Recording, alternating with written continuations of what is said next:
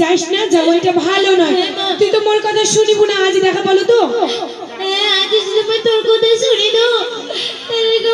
ঠিক আছে বেটি, ঠিক আছে, তোকে যাবার লাগবে না, মোর কাছেই থাকিস তুই।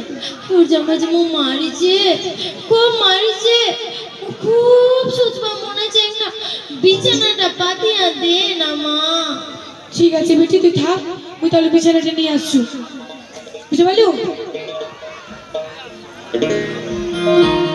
সালা আজি আজি মুই হলো মো মারিছে, কোনদিনও জান না সালা মরদ দেখি কি কুড়িয়ে থাকে সুতিয়া একা একাই বালিশ লইয়া কি কুড়িয়ে থাকে সালার মরদটা মো মারিছে তো মুইও দেখিনি। সালার মরদ মারিবার জায়গা পাইছি, ধুড়িয়ে ধুড়িয়ে মারিছে, জানি না। এই যে বেটি, এই যে নেই। হ্যাঁ, আপনি কোন বেটিটা কই না মারিছে, মারিছে বেটি। দে মা দে দে, তুই তাহলে শুতে গিয়ে বাড়ির কাজগুলো তাহলে করছিস। হ্যাঁ মা,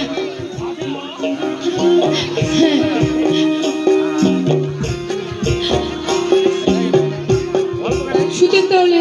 হ্যাঁ মা, ঠিক আছে, তুই যা মা, যা তুই যা। ঠিক আছে, ঠিক আছে।